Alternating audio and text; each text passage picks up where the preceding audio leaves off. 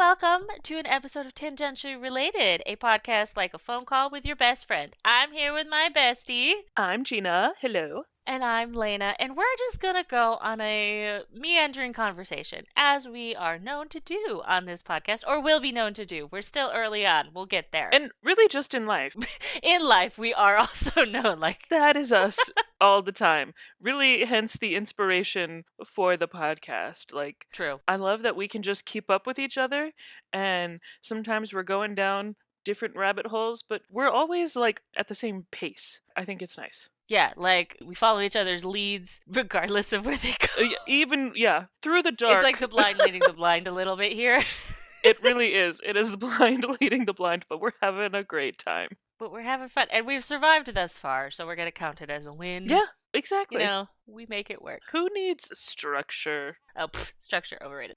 I did have a fun question for you. And this actually came up in my brain because we were on a call or something relatively recently, and I had my lock picks because I'm that person, and I have my practice lock picks, and I was just like, oh my word, this would be so fun to think about. If you could have any real life skill, so you can't just say like magic, like it's got to be a real life skill, okay, that you could just have, and you were just instantaneously able to do a thing, what would you pick? Oh dude, there's so many. I know, right? Oh man. Okay, I'm gonna think for like a good answer, but immediately I have always just like been so jealous of those people who seem to stumble upon a piano and just like sit down like fucking Mozart. Oh my god. And I have no desire to practice the piano, but if I could just somehow have the talent to just play my happy little ass off. Bust one out. Literally, yeah, I think that would be incredible. So just gut reaction, that's what I think of, but I want to ponder on this for a second. Yeah, there are so many skills that I think I would love to have, but I don't want to take the time to learn or practice. Yeah, no, and trust me, piano takes a long time. I still, like, I've played for years, and I still don't sit down and just bust one out. I mean, I can do that with other instruments, but not the piano, where it's just like, nope, too many things going on at once. Multi-something. Multifaceted? Maybe. So wait, what instruments can you do that with? Like just pick up and go? Yeah. I know you play several things. Singing, for sure. Oh, yeah, that's true. Your voice is an instrument. And violin. I can usually pick up okay. my violin and just like stick myself into a song wherever I need to be. Why is that not what I thought of? I thought of guitar right away, because I know you also can play guitar. If I know the key that the song is in, yeah, I can usually figure it out. Guitar is not my main instrument by any stretch of the imagination. But yeah, no, violin, for sure. I literally can't believe I didn't think violin. Yeah, we've seen violinists. We've talked about how you've played violin. For a long time. How crazy. I love that. Yeah. And it's just one of those things where it's like, I've been playing since I was like... Oh my god, how old was I? It was actually really funny. We will get back to your answer. It was really funny. My parents actually took me to a music store because they were looking for an instrument for my brother.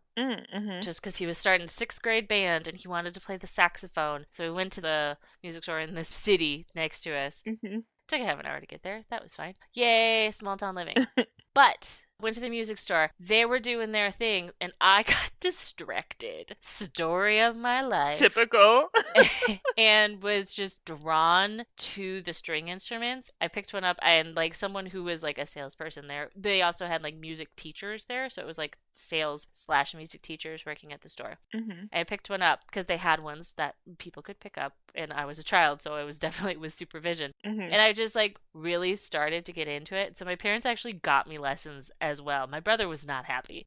He's like, this was supposed to be for me. Yeah, this was my trip. I was like, I'm sorry. He got his saxophone, and I got a violin and violin lessons early because I also joined band when I was in 6th grade. But I was like, nope, violin first. I was like, geez Louise. How fun. Wait, how old-ish do you think you were at the time? Okay, so how old are you in 6th grade?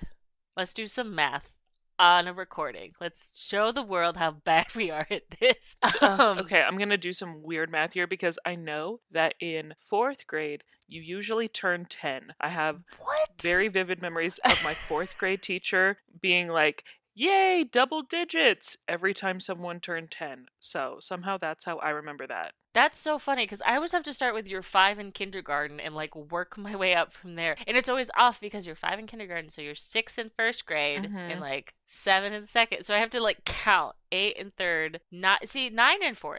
So, oh, but you would turn 10. So 10 in fifth, So I think you'd be 11 turning 12 11, in 6th grade. 11 turning 12 is 6. So that minus 4. So my brother would have been 11, so minus 4 because I'm 4 years younger than him. I was 7. Okay. Yay, math. It's just one of those things where it's like, I don't remember. It's been a long time. Mm-hmm. So, Interesting. 7 years old. Nice. And then I had to go back to that city for lessons because I lived in a very small town Mm-hmm. and no one there taught it. So I was like, okay, well, now I'm going back here weekly. Thanks, Mom and Dad. I was a very spoiled child. That's okay. I want to go back to, well, okay, you had some time to think. Okay, I feel like I could pick something really cool, like, I don't know, being able to do like awesome stunts or something like that. But honestly, the thing that I just go to is speaking another language. I have started and stopped learning other languages, and it's just one of those things that is like hard to keep up with. So I think that would be the other thing Mm-hmm. is if I could just somehow magically, not magically, pick up a skill, it would be speaking another language.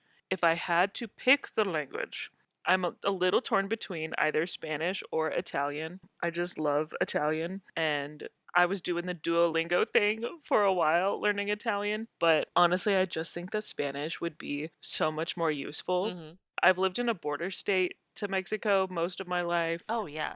Also, like when you go to restaurants with mostly Spanish speaking staff or something, it would also be nice to just like know a few more of the words instead of like putting together my high school level Spanish, like, oh, interesting. I don't know Mm-hmm. what this is or how to say this, but I'm gonna figure it out. I just had something like this, and the the waitress was so sweet, and she just kind of laughed at me, and I was like, yeah, that's fine. We're gonna do that. Because I was ordering in a hurry, and I was like, oh, I'll do the enchiladas blancas. And then I'm like reading the description, and I saw that there was sour cream, and I was like, oh, wait, I don't like sour cream, so no sour cream. And then I realized that's what they use for their sauce to make it blanca, to make it white. And I was like, Yeah, that's what I immediately thought of. And here's the thing, I don't speak Spanish, but I immediately was like, wait, you don't like sour cream. Why would literally. And you I was order like, did I just order naked enchiladas? Yeah, pretty much. I was in a rush, and we giggled over the whole thing, but I was like, sure, just give the white girl her naked enchiladas. This is Yeah, on this is me. on me. This is I will still eat this. There is salsa on the table, so I can make it work. I'll be fine. Yeah, this is my fault. Oh, that's great. See, Spanish would be very useful, but in my brain, it was like if I just got to like download something into my brain, I'd pick like the hardest language to learn, like Mandarin or Yeah, Japanese, yeah. where it's just like I just know this. I don't think I have the bandwidth, or let's be real, mental capacity to learn that Mhm. complicated of a language at this point in my life. Had I started younger, Mhm. different story. If you knew Mandarin, then I don't know, somehow maybe we could do international business deals and you could be the prime Oh communicator. yeah, because that's me, business lady. That's Nope. usually what I think of when people speak Mandarin is just it's always like or I guess like non-native speakers that it's for business purposes. Yeah. So, yeah. Which I feel like that tracks. Mhm. I mean, not that I know really much about like global business and economics. Not even gonna pretend Right, yeah. to have any sort of expertise in that area. Mhm. But yeah, you're right. Where it's just like, oh, if you are not native to that area and you speak that language, it's probably for business. Yeah. That's what I think. See, I love the idea of a language, but I feel like I would game it a little bit where it's just like I would learn how to learn to speak a language and just instantly know how to effectively learn something. Mhm. I feel like I couldn't cheat it too much, where it's like you'd have to pick how to learn a specific skill Yeah. and you could just like do all of those skills. Mhm. But yeah, and also lock picking because I just have my little set of lock picks and I love playing with them. I Mhm. think they're so fun, and I could get into so many shenaniganeries.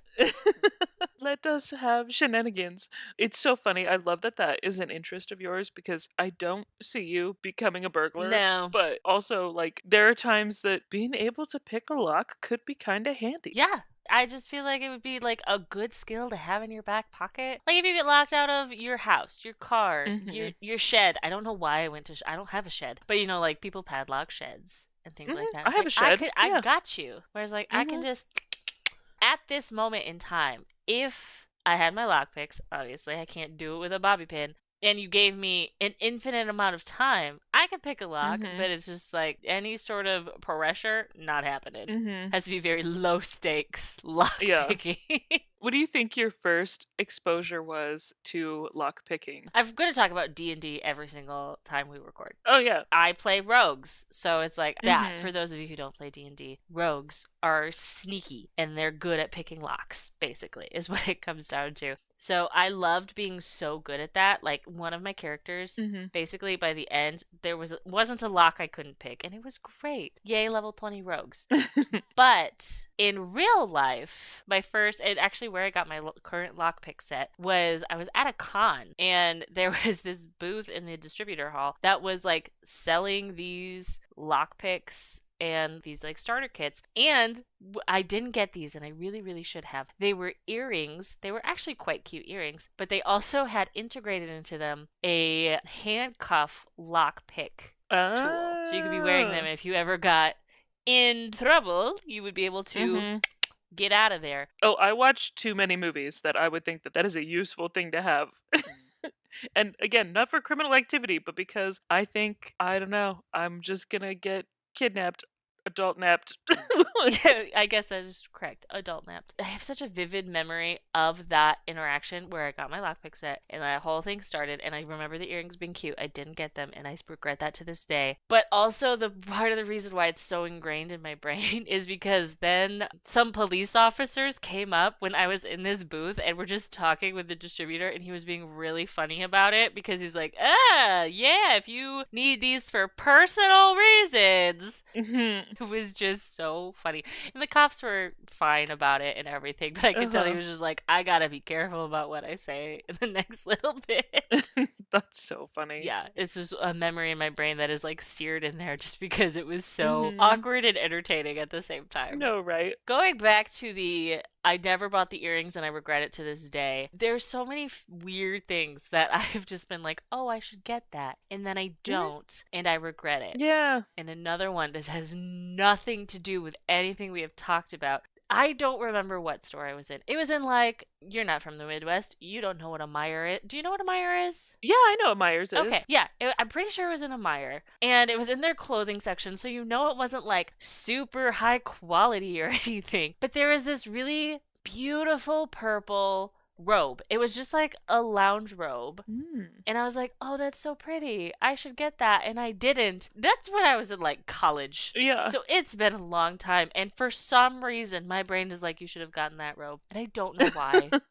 I could That is also so just go funny. find a purple robe, Yeah. but I don't. You might even be able to find that exact one. Who knows? People sell the most random niche things online all the time. That's true. But again, it wasn't like it didn't have a pretty design. It wasn't super fancy. It was just a beautiful color. Like it was a Hmm. beautiful purple. And I was just like, I want this so bad. And what's funny is if I even walked by the same exact robe, I'd probably notice it because purple is a great color Mhm. and I'm always attracted to it. I wouldn't be able to tell you if it was the exact same. I Mm. think it's just the regret that my brain had where it's like, you could have gotten this. Yeah. But I was a broke ass college student. And I was like, no, I shouldn't. But I still regret it. And I'm like, 2 decades removed. Well, not 2 decades. I'm not that. I was like, I'm a decade removed. Yeah, that's so funny. Do you have anything like that? I know that there are things. I'm trying to think if there is like an actual item. So I do remember as an older teen, young adult, still checking out, just what Barbie was up to and what collector dolls and things were coming out. I don't even remember at the time maybe processing that they were collector items. I just remember thinking that I was too old to have Barbies and things like that. And I remember when the first Tokidoki Barbie came out, and at the time she was like $50, and that was just so much money, especially for a toy, and I was too old for stuff like that, and I was just broke, so I had no money. But occasionally I would think about that doll and I would include images of her in these collages that I made online and stuff like that, and she was just like my absolute favorite girl ever. Now she goes for like several hundred Oh, dollars. jeez. that $50 Barbie is now like, well, I guess at one point was more like $500. The price now sort of ebbs and flows. I've seen it for a little less. That was sort of one thing where I was like, oh man, if only I had gotten that Barbie back then. And that girl has always been in my brain. Mm-hmm. And for one of my birthdays, my husband actually got me that doll. Aww. Yeah, I cried when I opened the package because I had never seen one in person before. And she was just so pretty. And I'm an in the box collector, so that bitch is staying in the box. She will be in her box forever. The slight sad part about that is her full back is tattooed and it's so fucking cool. But I will never see that in We'll person never see that. because she is staying in the box. So my hope is That's so to funny. I really hope that maybe someone is selling one out of the box for a decent price one of these days, or, maybe someone just doesn't know what they have and they sell it for cheaper. Someone actually did recently sell a Tokidoki, the original Tokidoki Barbie, out of the box, and I missed it. It was on Oh Mercari or no. something, and I was like, no, I would have bought her. That's one where I was like, oh, I wish I would have gotten it back then. So But at least you have it now. but I do have it now. Yeah, she is my absolute favorite. There were wildfires in our area maybe like a year ago or however long ago now. And that was one of the things where I was like, if we have to evacuate our house, I am taking this doll with me. Grabbing this doll. Literally. Hey, at least you're just like, hey, I know exactly what I need to grab. And Hmm. this is important enough that it makes the list. Yep, yep. I moved her out to the dining room table just so she'd be more accessible in the event that we did have to leave. Well, you had a plan. Good on Uh-huh. you. We don't really deal with wildfires here in the Northeast, Hmm. but I don't have a plan. If something bad were to happen in my house, I'm like, I don't know. I'll grab my dog. Get your That's dog. the Yep. most Hmm. important thing. Everything else can be replaced. Hmm. That's not 100% true. But the dog is the most important thing. Yeah. What birthday did you get that for? That was for my 30th birthday. Oh, that's cute. I love that. Mhm. Yeah, oh, it made me so happy. Points to your partner. I love my little doll. Well, and it's one of those things where it's like you wanted it for so long, and Literally. now you finally have it. It's what's like, wow, Mhm. that's so nice. And I know some people might not get it because there's like, it's just a Barbie, but it's like, no, it's something I wanted for a long time. Mhm. I can be excited about this. And I love that like in the Barbie community or really any other collector type communities, everyone has their sort of holy grail item. There are some dolls that are very expensive and very sought after that sure we all want. But I kind of like knowing the sort of more niche dolls that people are interested in or whatever your collectible thing is. Like, actually, I don't want the original blah blah blah blah. I just want this one thing that came out in 2005, blah blah blah. And for me that was kind of the Tokidoki Barbie. She is well known, definitely loved in the Barbie community, but I like that she wasn't like a $20,000 Barbie that of course everyone is probably after her Mm-hmm. because she's really expensive. Yeah. So question for you, at what age do you think you are no longer considered young? Not that you're suddenly old, but what's the cutoff for being labeled as a young person?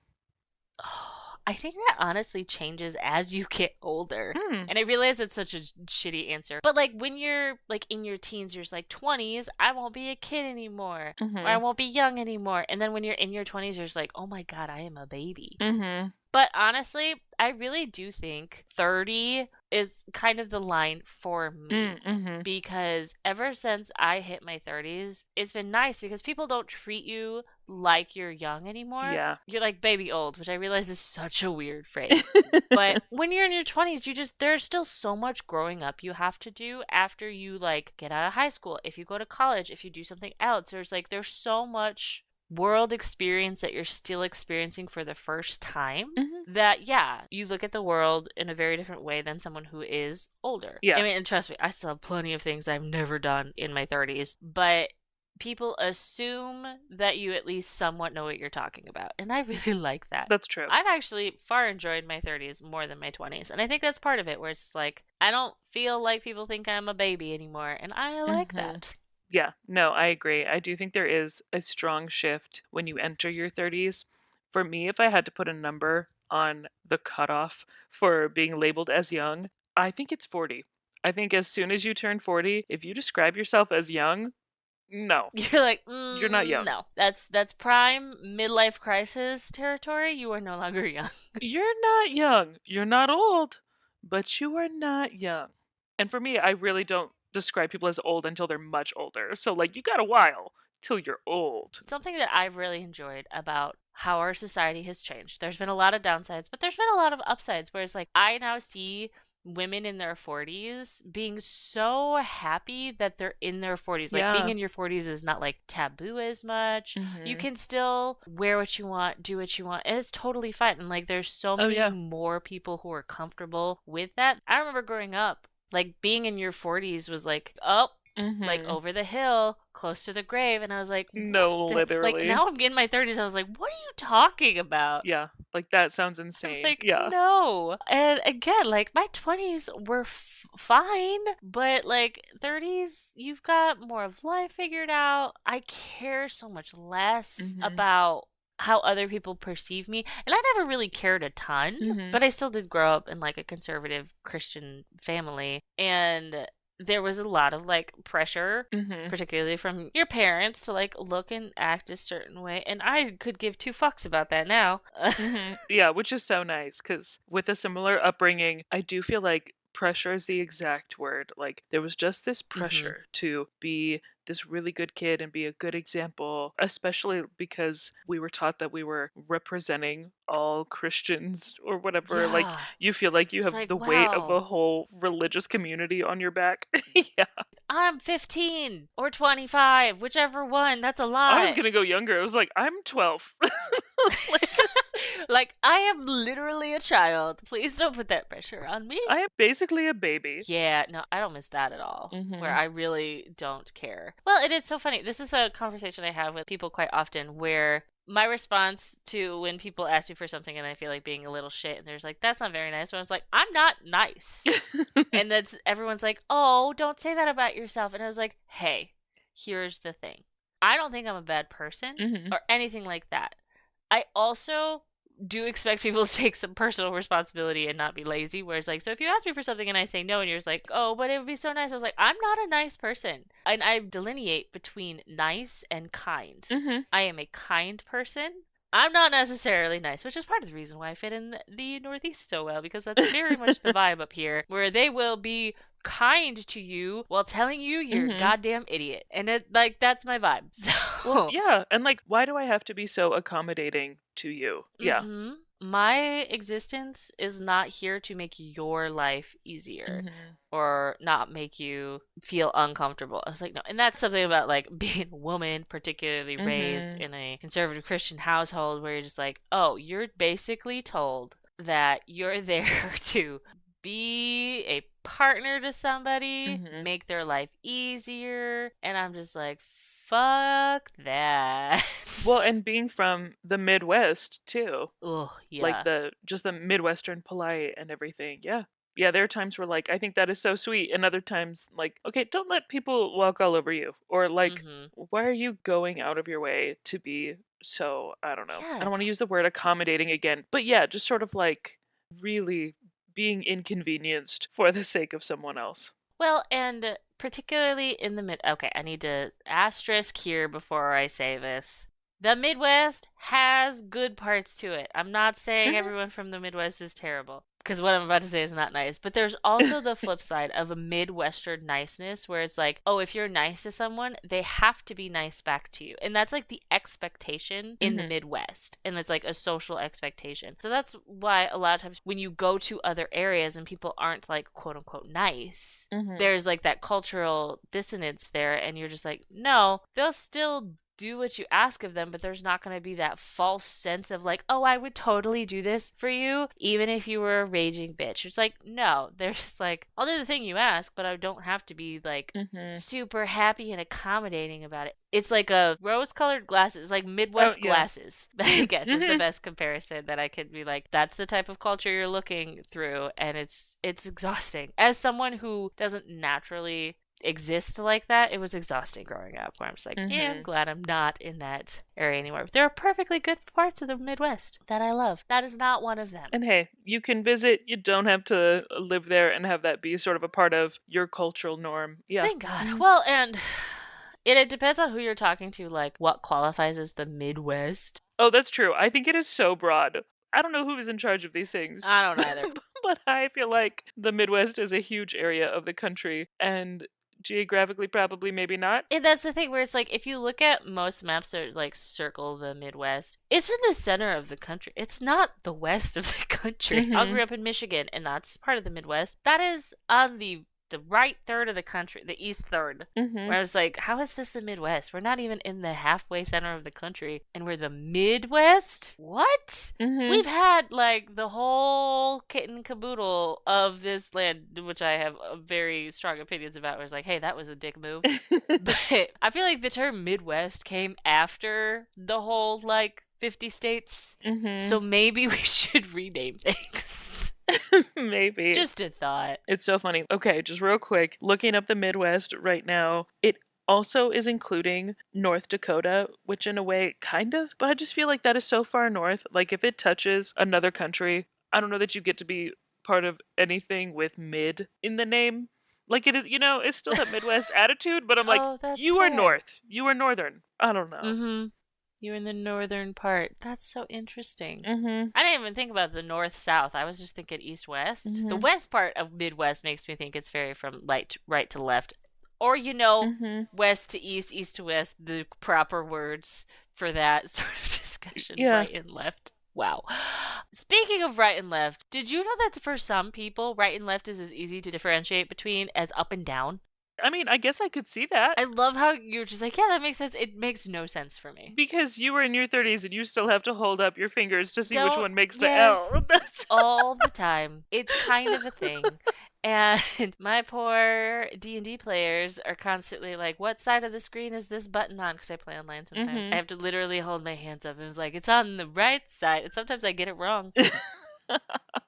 At least that is more common. I had a friend who could only remember her left and right depending on which hand goes over your heart Wow. for the Pledge of Allegiance. So she would literally have to start the Pledge of Allegiance like, wait, where does my hand go? Okay, that's my right hand. That's the right side. That's hilarious. Of all Seriously. things, the Pledge of Allegiance? Yeah, Really?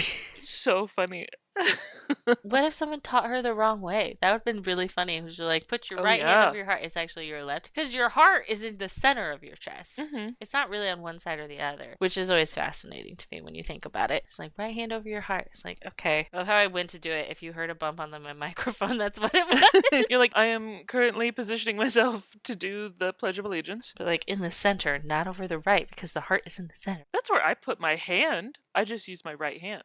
I usually always put it off to the left side. We say this as if we're often doing the Pledge of Allegiance. I couldn't tell you the last time I did the Pledge of Yeah, Allegiance. this was a requirement in school growing up. I am not often in places where I am doing the pledge. So it is so funny to be like, this is what I usually do. Usually when? Usually when. In the middle of the kitchen? Or you just. I have Yeah. questions. I have questions. Why are you so often pledging your allegiance? I don't know. Okay, you know But what? also, and do you have a flag in your kitchen? That's true. Why did I pick that room? I don't know. I was like, you don't have a flag in your kitchen. At least the last time I was there. I do not. I don't think I have one anywhere in my house. There's got to be something somewhere. Yeah, I don't think I have one in my house either. Now I'm just thinking through all of the shit I own. Being like, man, I don't think that's something that's on that list. You know what? Throughout this week, we'll have to look at the things in our house and see if we have like an American flag motif hidden in a piece of art or something like that. There's got to be something subtle. I don't know. I honestly don't think I do. I haven't really been super patriotic for a very long time. I'll just state it. And I'm really like trying to think. Yeah, I don't I think I don't have know. anything. This conversation went to such a weird place, which we honestly knew that this is 100%. exactly what would happen, but I just didn't think it would get to us talking about the pledge and then trying to find Flags in our American house. flags in our home. Yeah, so maybe before we go off on another tangent or start naming flags.